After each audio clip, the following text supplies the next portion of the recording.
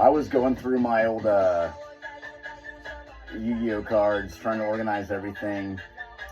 I was doing this for my Magic the Gathering and Pokemon too. I was trying to organize everything, see what value I had, and I had no idea that like some of the old cards, I assumed all of them were completely obsolete and useless, but you know, I was seeing things like some of my old Blue Eyes and like Dark Magicians were going anywhere from like 25 to 50, even like $100. Like, holy shit. I'm like, what else do I have of value? And I'm like, you know, just look up some random stuff like my Cosmo Queens, and they're like 50 something bucks. I'm like, okay, well, screw it. So I started going down the rabbit hole, and, you know, and so I started looking up all the prices to everything. And then, of course, you know, I quit before pendulums.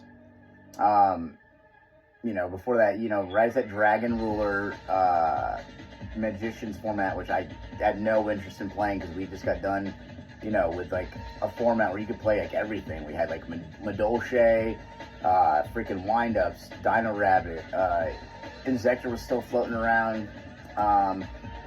you know, Agents, Chaos Dragons, Water, Mermail. You know, I freaking won locals one time, beating 3 of my buddies who were like multi-time national qualifiers with Dark World. So anyway, it was multifaceted. Yu-Gi-Oh was great. And then the freaking Dragon Rulers Magicians format came out, and I'm like, yeah, no. One, I'm not spending the money. Two, to me, you know, we just had diversity format. I'm out. And then right after that, Pendulums came out. I was like, okay, screw it, I'm done. So I put everything up. You know, I hadn't really taken it out for a while. Never bothered to learn Pendulums. You know, so fast forward, here we are, like years later, and I'm just kind of realizing all this stuff has value. But I'm like, all right, fuck it. Let's just see what's going on with the realm of Yu-Gi-Oh. And, you know, not only is there like pendulums, there's links. I actually still haven't looked at exactly what that does yet, but apparently, like, even like our crazy like combo heavy decks from back then are still obsolete. And I'm like, holy shit, like how, you know, complicated everything get. Apparently Max C's been banned for years, because that was like our, you had Valor and you had Max C. Now apparently there's, you know, oh, what the hell is that Bell Zombie card? You've got Nibiru, you've got freaking, Droll Lockbird, a Vector, I guess Max C's been permanently banned for like, what, 4 years now? So things have changed drastically, but, you know, I was excited to find out that, you know, that people are still, you know, playing certain formats, I guess, like Edison and Legacy, and, but yeah, I went down the rabbit hole, and I'm like, looking at like how many viable decks there are now, and just how crazy shit can combo, like, so needless to say, I went and, I picked up some support for some of my favorite decks. Like, I got some more stuff for Black Wings and Gladiator Beast, which are apparently, even with all that shit that would have blown my stuff out of the water, is still completely outdated and irrelevant. But I may have ordered some Kashtira. I'm debating ordering some, you know, Unchained. Runic, I think I got some Runics coming in. So much for selling stuff and making money to all of a sudden, like, spending money, but whatever, you know. I think the whole reason I'm bringing all this up, and I was just going through my binders, which, by the way, you can see in the second part of the, you know, the adjacent video I have going on. We got a lot of pretty stuff. I'm proud of it, but it sucked me back in. So here I am. I spent probably the past couple of weeks just hearing people talk about it. Like, you know, there seems to be like this debate now, you know, as I guess there's always been, about whether a crowded format with tons of different decks is more annoying and less skilled than just a few really good decks, and, like, you know, having to know like the mirror match. I get, you know, that debate's been around forever, but I think it's so interesting though that, like, you know, some people focus only on like the price of the card sector. Like, there's a couple of channels I follow that every day, they're just like telling you the price variation in cards. I'm like, I find that interesting.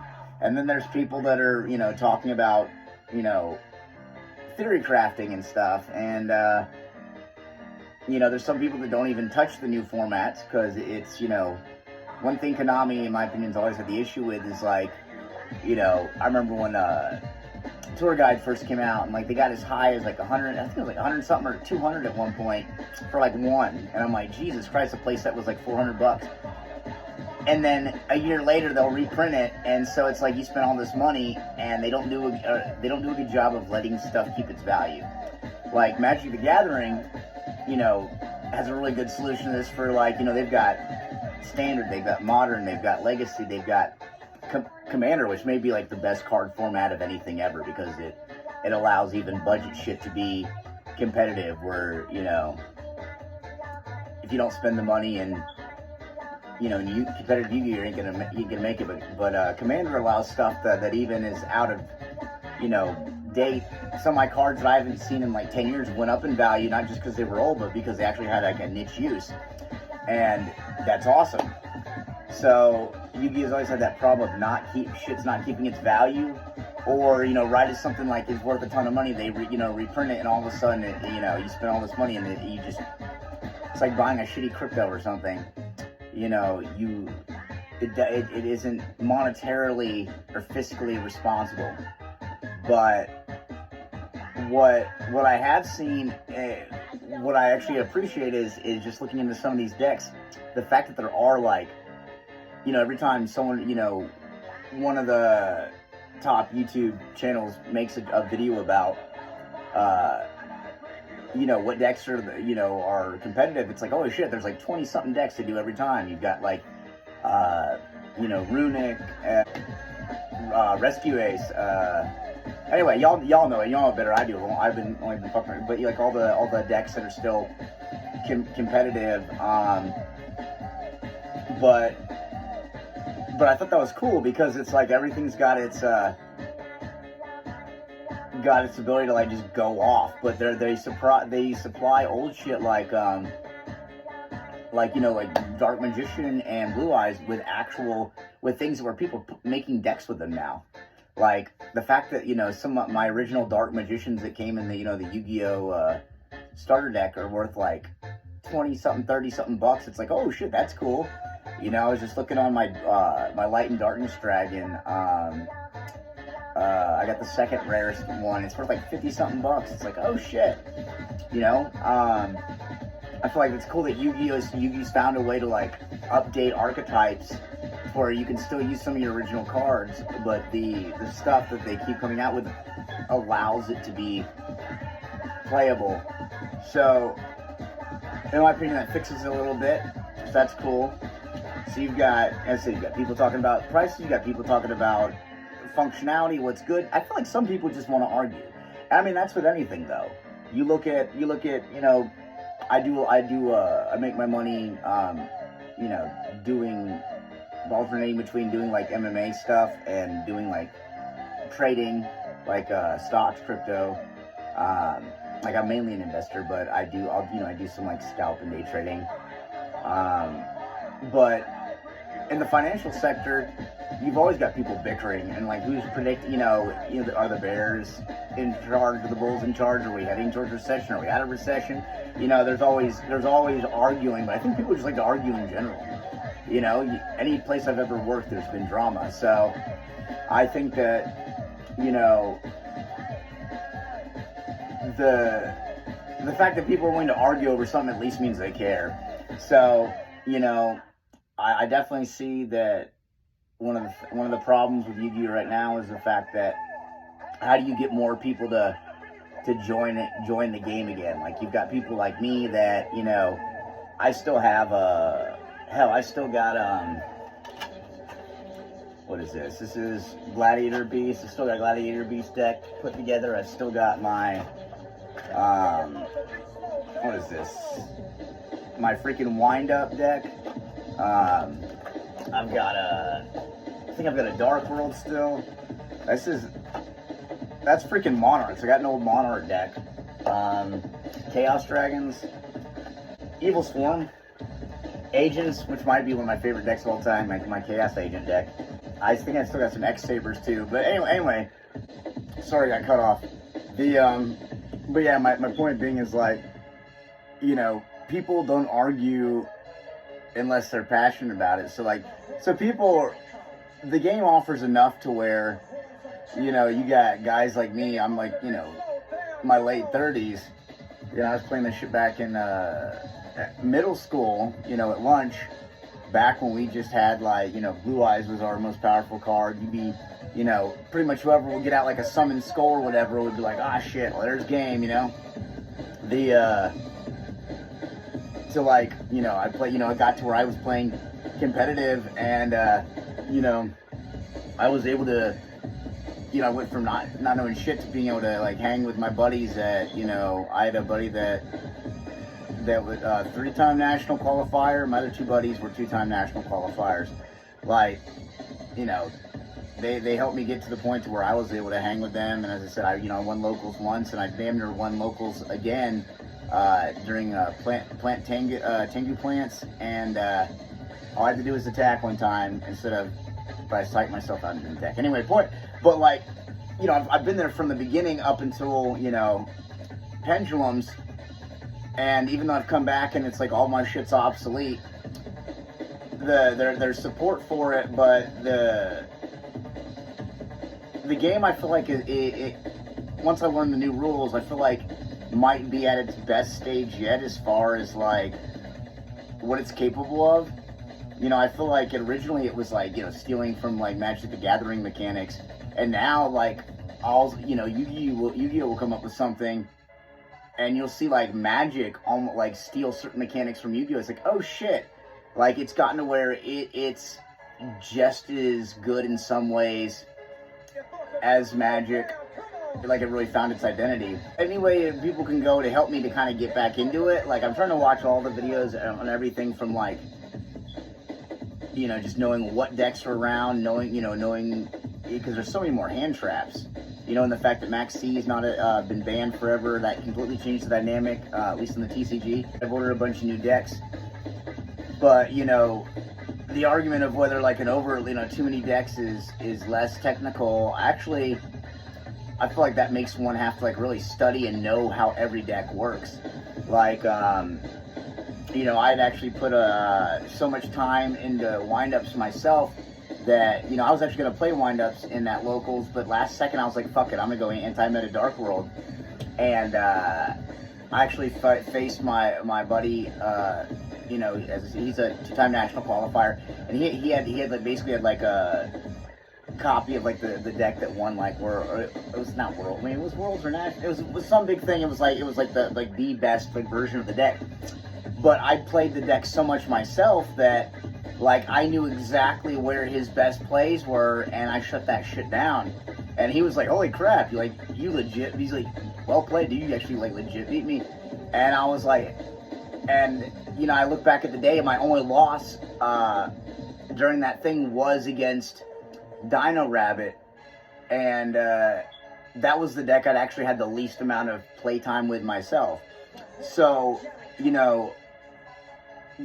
whether Dino Rabbit is a worse matchup for Dark World than Windups is in general, I couldn't tell you. But I did know that, when I faced an agent player, I faced a Mermail player. There are decks I faced, like, I had the decks myself, and so I was so used to playing them that I knew exactly where, when to save certain cards and when to go off, and like what I could handle, what I could play from a negative from and still come back, but with Dino Rabbit, I'm like, I know there's Dolka and Logia, but once Dolka and Logia got on the field, I just got locked out. I'm like, all right, well, fuck, But if I'd had as much experience playing, I would have, I guess, known how to play it better. So I actually think that, to a degree, not wanting many decks is kind of lazy. I get it, because it's at some point you're gonna have some guy, lose to some rogue deck that 9 times out of 10 it's gonna be too inconsistent to hit. But the one time it hits, it's going to cause, it's going to knock out some really good player that otherwise would have won. I get that, and that is an issue, and that is a problem. But at the same point, if you know you know enough about rogue decks too, then you know you can play against those. Like I played a lot of like anti-meta stuff, so like I'm decently familiar with like how to work around like you know not different dimension, but you know what I'm talking about. I've played against like had this Piper Exodia deck, Morphine Jar. Like I played a lot of anti-meta stuff, so it's like when I want to go against those, I could shut them down because it's like, I knew when to what plays. But if you're not used to something, by the time you figure out what's going on, you're already too late in the thing. So even if you can beat like all the meta decks, but you're not ready for that, I think overall, knowing your overall history, it kind of makes you a better player. Like, some of the videos I've been watching are just the evolution of I find really helpful is people that are posting the videos of like, oh, these decks were on top. I was like, hey, I remember those. And it's like, then this ban list kicked in, and then these decks stopped being good because this was now good. And I was like, oh shit, knowing the history of what decks were good when and why has really helped me just even the past few weeks being like, just hearing people talk about the new set that's coming out and like, like Bonfire and how it's going to help like the, all fire decks and how expensive shit is already. I'm like, oh, now I already got an idea of like where people might sprinkle in some stuff, and I wouldn't know that if I didn't know, my history. So it's like, I feel like Yu-Gi-Oh is very healthy right now. You got your prize people, you've got your combo people, you've got your general argument over the state of what is and what isn't. You've got your people that talk about the history, which quite frankly is super good for me. The being an older player, nostalgia, like I'm sure a whole bunch of us are like, I was watching a video on how, some guy was talking about how, like, plot-wise, Yu-Gi-Oh! 5Ds was actually, a deeper, more philosophical, more adult plot. And so it's like, oh shit, now it kind of makes you want to go back and watch it. Like, there's something about getting old and having the nostalgia of playing something that brought you joy when you were younger, but the fact that nostalgic thing is actually not only viable, because you can always go see like a band that you love from the 70s. If they're still touring, you still go out and be like, yeah, but the fact that like a game that we used to play is not only still around, but it's not around as like a gimmick. Like it's, if anything, it's like at its best stage now. So it's like something the different generations can all vibe on. And like, I was watching the one video about the Yu-Gi-Oh dad who freaking played one with Exodia during like top 32 or whatever in a YCS with an Exodia deck, and everybody was cheering them on. I'm like, that shit's cool. Like the community can be very toxic at points, but that to me is some of the is sort of like the deep meaning of what it's all about right there. And that has my interest, the entirety of it all. Like it ends up being more than just a game. It's like the psychology. It's like cuts to the deeper meaning of like what it even means to be human. Like, why do we have passion? Anything like humanity. We like to build communities. We like to, interact and connect. We like to have something that's worth doing, that challenges us, but also unites us. And it's like something like Yu-Gi-Oh. When it comes, like I've been a martial artist for like half my life, and Musashi used to say you can know 1,000 things by knowing one well. By becoming proficient in the martial arts, you start to see the layers and everything. But it's like, oh shit, even in the Yu-Gi-Oh community, it's like all aspects of what it means to be human can be represented in that as well. It's like I imagine that's universal in all things, but the breadth of what joy, a hobby worth doing that is both challenging, diversified enough to where you can have huge varying opinions and they all have legitimacy, and then both ways it can both be right and both be wrong in some ways, and yet still all come together and have a thing that we're all willing to function and do things off of. And the fact that like the old decks can still be, occasionally find ways to pop in and win something if you get creative enough and surprise people. you know, but, you know, the game is solid enough to where I'm actually, you know, as I said, I bought a few of the new decks, souped up some of my old ones, you know, was happy that shit I had when I first came out now still has value. I'm like, that's a good sign. And that's ultimately, I think, like, you know, you only live once, and to have something that you put a huge chunk of yourself into, and that it brings you some sort of return, that's awesome. So yeah, I don't really know where I was sort of going overall with this, but just sort of the any help y'all can give me, or send me anything of what, you know, what else to look at. But I'm trying to get back into it, and you know, there's, you know, so I've got my binders, you know, video going through some of my binders. I've got literally tons more rares and other stuff in another binder, and, you know, as I said, I've got like tons more rares and like other 15 decks I still have assembled. So, you know, any advice would be good. You know, as I said, I'm you know, looking into getting Unchained. I just bought the Kashtira and Runic, like, base parts. I think I just bought an old vampire and zombie thing. You know, I bought 3 of the fire deck. I bought the one that has all the resonators in it, and I guess like the bestials, or what is the bestials? Got 3 of the trap tricks. You know, I'm trying to give myself a little bit of stuff to work around with and play with, and see if I can, you know, mess around with this format. You know, I still have like the shit from the first Fire Kings decks that came out. So, you know, I still got some like foil barongs. I'm like, yeah. But anyway, yeah, I'm looking to jump back in it. So any advice you can send me, that'd be cool.